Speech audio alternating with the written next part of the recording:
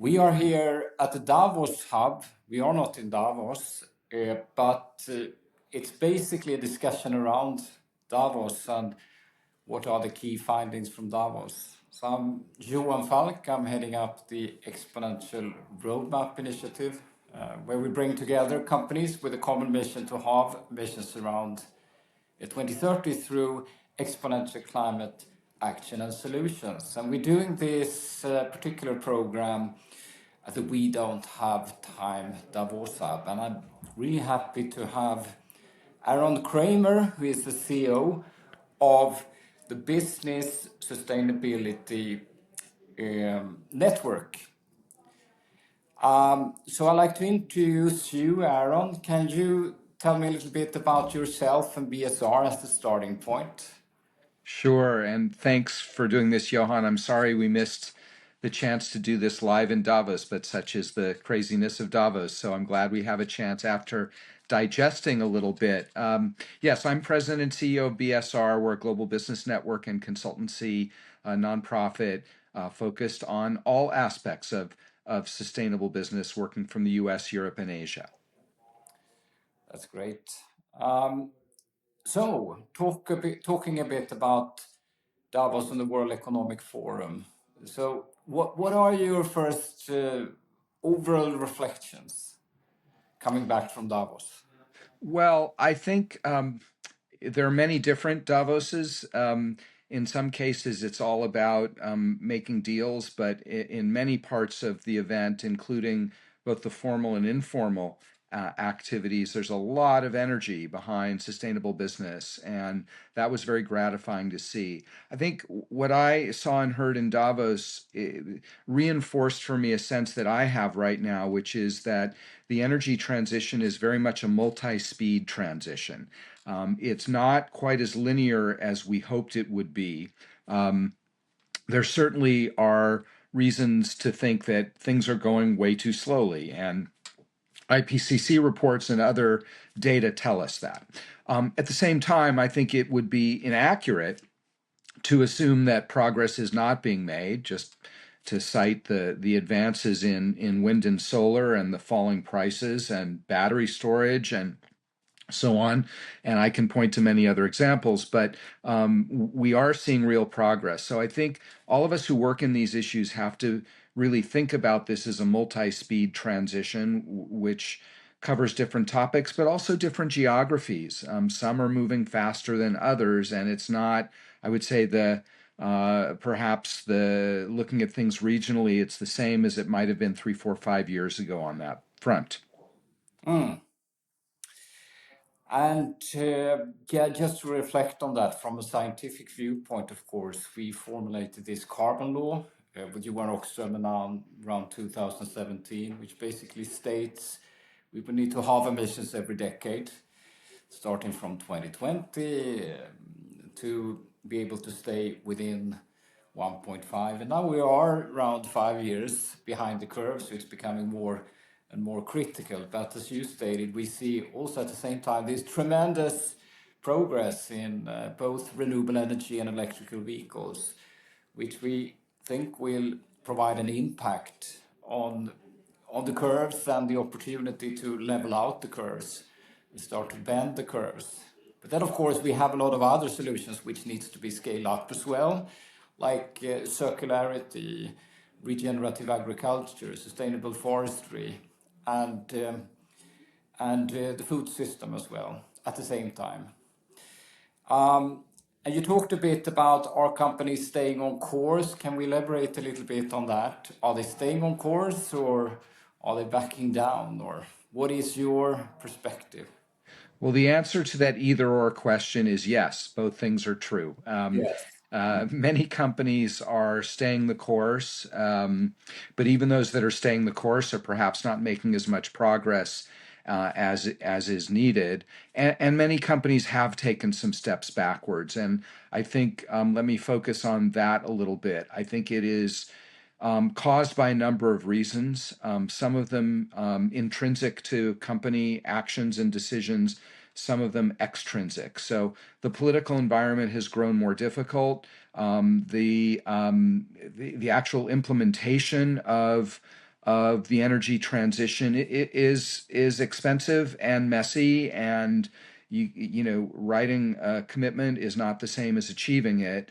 And then I think the rise of energy use driven by AI is another issue. Those things are, for the most part, extrinsic to business. But I think if we're honest, we have to say that a lot of companies are losing their nerve and are concluding that in a world beset by geopolitical conflict, by uncertain trade rules, by the rise of AI, these are all very substantial and important questions for companies to tackle. And for some companies, it's given them an off ramp from climate action that perhaps they were never as fully committed to in the first place as they ought to be. So I think there are both good and bad reasons why we're seeing some companies retreat. But at the same time, there are a lot of companies who are staying true to their goals, who are on track to meet their goals, and I think it's obviously important because collectively we are off track. Collectively we are off track, and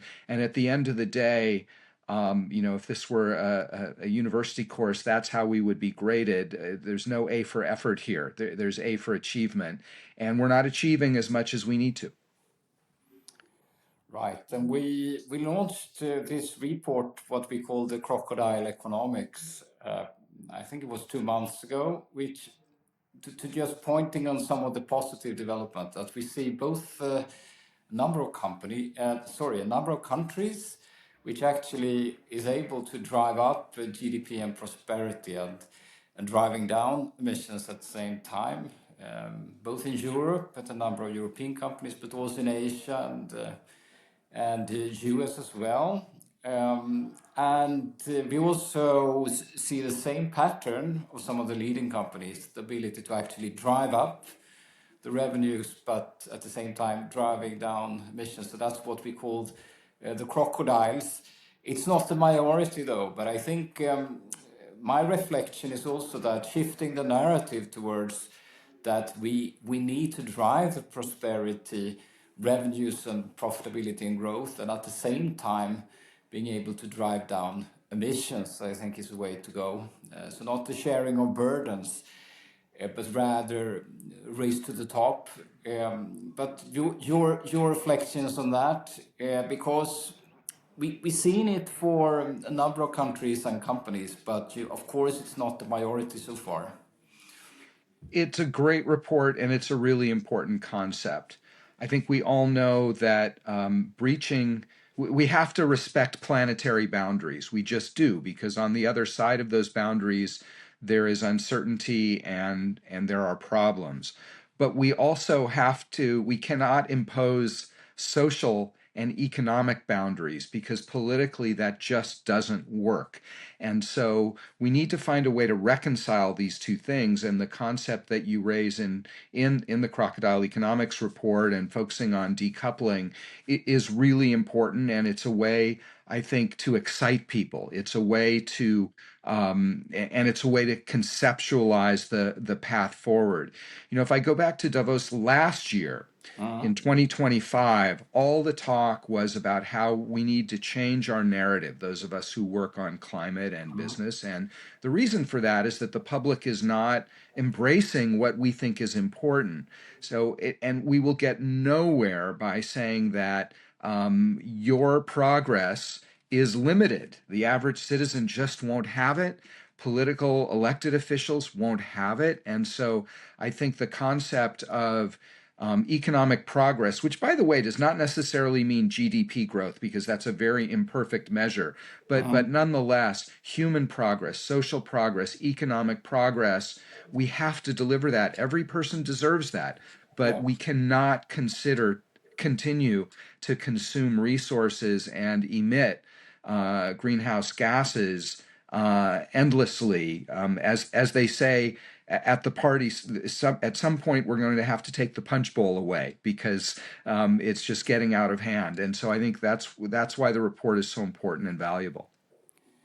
Yeah, great. So I think we also start to talk more about an earth-aligned economy, earth-positive economy, not just cutting the emissions, but actually an economy within the planetary boundaries where we can grow prosperity. And we absolutely believe that is possible if we really unleash the innovation. And just to comment, I think also, what should we apply AI for would be my thing. Well, that is an opportunity to actually scale these solutions much faster, as far as I see it.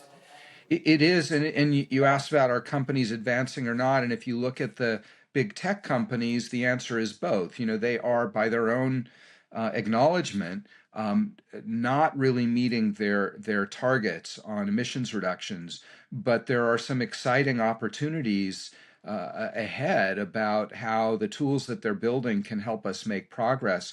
You know, I heard someone in Davos from one company talk about, and it's not one of the hyperscalers, it's not a Google or Microsoft or something, talking about how they're using AI to help reduce or improve the efficiency of our grids by 20%.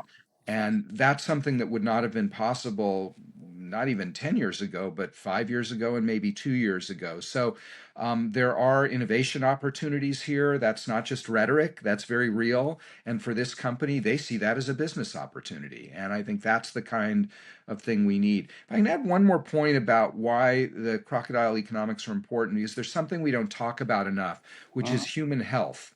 The economy that we have right now, whether it's fossil energy or agriculture that doesn't produce the kinds of outcomes people need, there's an element of human health here which should be a great prize. And there again, that's something that I think citizens and governments and companies can and should be able to get behind.